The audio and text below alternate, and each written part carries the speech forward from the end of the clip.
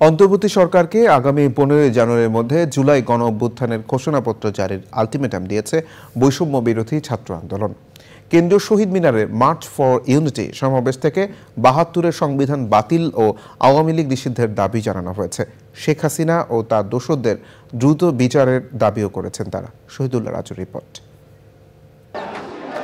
সকাল থেকেই রাজধানীর কেন্দ্রীয় শহীদ মিনারে দূর দূরান্ত থেকে আসা ছাত্র জনতা জড়ো হতে থাকে। বিকেল 3টায় শুরু হয় বৈষম্য বিরোধী ছাত্র আন্দোলন ও জাতীয় নাগরিক কমিটি ঘোষিত মার্চ ফর ইউনিটি সমাবেশ। জনগণের ঐক্য, ফ্যাসিবাদ বিরোধী চেতনা ও রাষ্ট্র সংস্কারের জন আকাঙ্ক্ষাকে সুসংহত করে জুলাই গণ অভ্যুত্থানের এমন ঘোষণাপত্রের দাবি জানানো হয় সমাবেশ থেকে।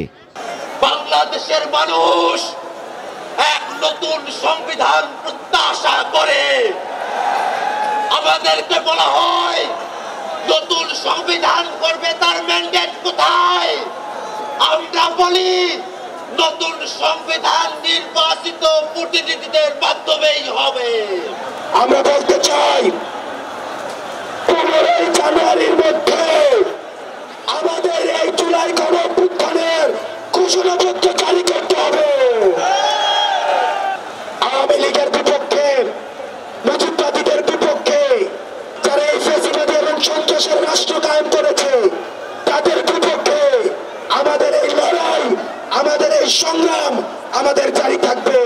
জুলাই গণ অভ্যুত্থানে হত্যাকাণ্ডে সাবেক প্রধানমন্ত্রী শেখ হাসিনা সহ অভিযুক্তদের দ্রুত বিচারের দাবি জানান বক্তারা।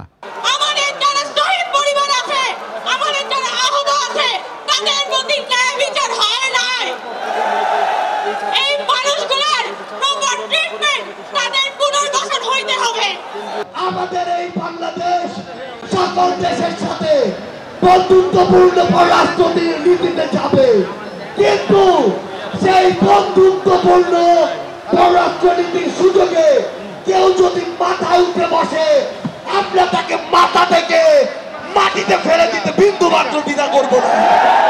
যে কোনো মূল্যে ফ্যাসিবাদ প্রতিরোধের ঘোষণা দেওয়া হয় সমাবেশ থেকে। বৈষম্য বিরোধী ছাত্র আন্দোলন মনে করে কেবল জুলাই গণ অভ্যুত্থানের চেতনায় এ জাতি একতাবদ্ধ হয়ে মাথা উঁচু করে দাঁড়াতে পারলেই হবে ফ্যাসিবাদের চির অবসান। কেন্দ্রীয় শহীদ মিনার থেকে শহীদুল্লাহ রাজু, চ্যানেল আই।